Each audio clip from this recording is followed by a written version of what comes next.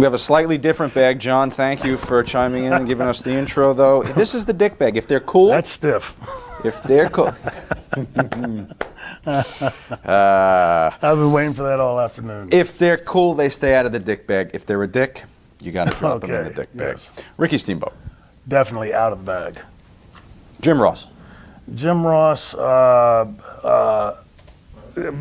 but I'll say out of the. No, you know what? You did hesitate. In the bag because he was the one that told me that, pressured me and said, Shane, that the opportunity only comes around once. You hold out too long, you might miss your boat for the WWF. So for that alone, I respect him as an announcer and like him as a guy. But Jim, for the swerve on the Dean Douglas character, Dick. Just incredible. Out of the bag. Dusty. Same thing, I'm going to preface it. In the bag, not because I don't respect him and learned a ton from him, but whenever I was a young guy in wrestling, working in the NWA or WCW, I forget which, I had gone to him, I was starving. Literally starving. After about 6 months, I was $1,200 in the hole and wasn't living lavishly. And I went to Dusty in St. Louis at the Kiel Auditorium, and I sat him down and said, Dusty, look, if you have nothing for me, just please tell me I can go home and get a job in my field, whatever. Just, he put his arm around me and said, kid, you got a big business, big future in this business. Just stick with me, kid. And for the next 6 months, I went another $1,200 in the hole. So on that alone, Dusty. Shawn Michaels. Come on, slam dunk on that. Well, hold on a second. You don't have a crucifix around here any place, do you? Oh. Because we could probably put him on the crucifix in Jesus' place. Yeah. They would just put it like right there up on there and say, it used to say Jesus of Nazareth, but now it says Shawn Michaels. We'll use that as the other part of the cross. Shawn Michaels, the Savior. Hulk Hogan. In the bag because he could have single-handedly unionized this business and protected a lot of guys. Whoop, I missed it. Joey Styles. Joey Styles definitely out of the bag. Greatest announcer in wrestling. Fantastic guy. Vince McMahon.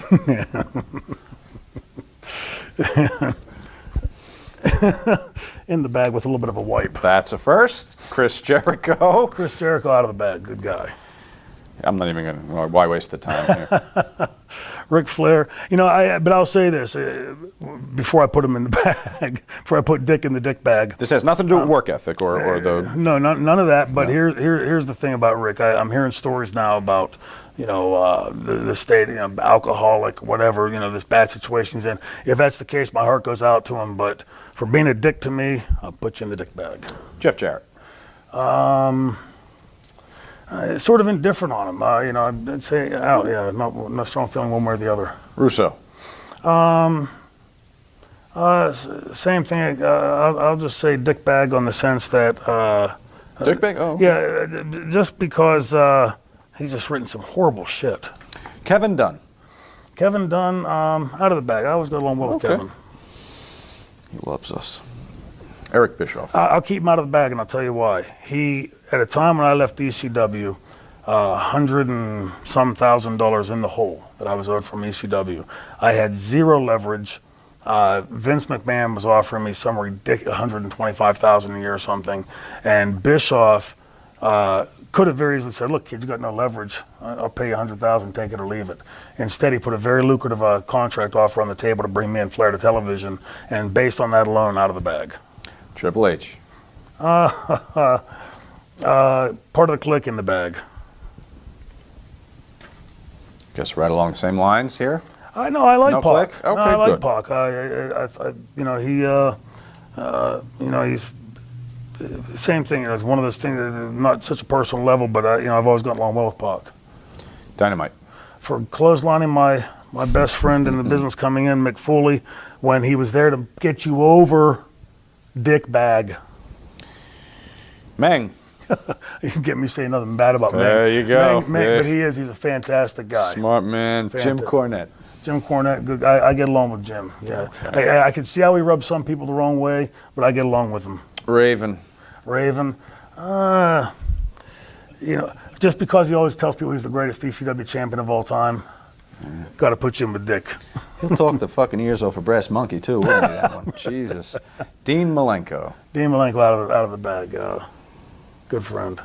Perry Saturn. Out of the bag. Dreamer. Out of the bag. Mike Graham. Mike Graham, indifferent. No strong feeling one way or the other. Your buddy Mick stays Out of the bag, of I course. take that. Kevin Nash. Out of the bag. Kevin, another one. The thing about Kevin is I've always found, and everybody's agreed with me universally about this, and most people have mentioned it to me. Kevin, away from the Kliq, is as personable, professional, easygoing of a guy as there is. I saw him one night in Montreal literally be almost bullied into becoming an asshole on that particular night. Montreal had been down for 6-8 months, and Carl Oulet had worked his butt off to bring the house up and pulled in a bunch of favors and really scrambled his ass around Montreal. And the house was up about $60,000. And Vince wanted them to do some kind of a hot finish to come back the next month for, and hopefully bring the house up even more. And Shawn had walked into the room, Michaels, and said to him, what are you going to do with him tonight? And he said, well, Vince wants some kind of a hot finish. And so I'm thinking, and then Shawn cut him off. He goes, no, you're the world champion. When you worked with the world champion, did you put him over clean? And Kevin said, yes. He goes, well, you're the world champion. That piece of shit will put you over clean. And Kevin said, no, Vince wants something hot so we can come back. Very much espousing the position of the company and professional. And Shawn just kept hammering him. Finally, Carl came walking in, and honestly, as I tell you the story, you'll think I'm making it up. Shawn goes to walk out, and as he walks by, he goes, hey, Carl, how you doing, buddy? Turns and walks past him, and now Carl's blind in one eye. So he walks behind him, and he's standing literally right behind, I don't know if I can do this with mic on, but he's standing right behind Carl like this. So and Carl can't see him. And he's talking to Kevin Nash, and he's going, so what do you want to do tonight, Kevin? And Kevin's going, well, and Shawn's right behind his head going, Kevin, you can see, I'm watching this right in front of me. And I can see Kevin's and he keeps going and finally he said, well, I'm just thinking maybe the jackknife, 1, 2, 3. And Carl's going, no, we can't come back with that, and he's very drawn out, but every person espousing their position properly, except Shawn, who's not even involved in the match, standing behind him like something you see in middle school. And I remember sitting there thinking, am I in 7th grade again? And this goes on. And then after Carl said, we have to call Vince because that won't work, we can't come back. Now you got to remember, this guy just busted his ass to get a town up that's down, up 60,000. That's a significant jump in the house. And Shawn, who's done nothing but show up at the building to work, is just creating a ruckus where there's not one to be necessary. And goes over to the next dressing room. Again, remember I told you earlier about the guys pulling everybody apart. Shawn, I've seen in action, if you want to call it in action, the night that that he put Marty through the window after they split up the rockers. He had been lying to Marty. And so Marty came in. Marty's a tough guy. He comes in ready to go after Shawn, and he comes in. He goes, "You son of a bitch!" And as he walks, rushes across the room toward him, Shawn literally covered up and fell into the fetal position. Did you ever see that there's that one lamb that has narcolepsy, and when something scares it, it plops over? Well, that was Shawn. He just sort of plopped over and rolled up in a ball. And as Marty started kicking him, perfect, and I laughed, and we just sort of pulled him off. It was so embarrassing to watch.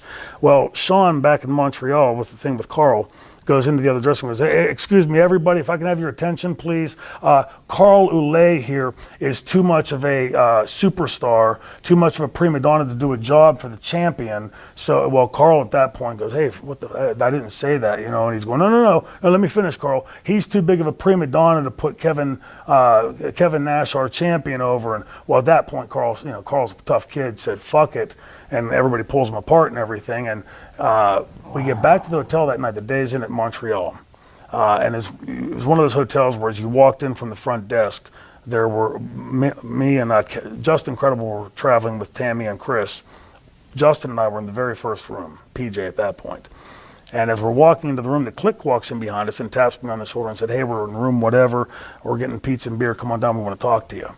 So I go down to the room, and as I walk in, they're talking about this thing with Carl, and quite frankly, what Carl did was exactly what he should have done. That wasn't what Vince wanted.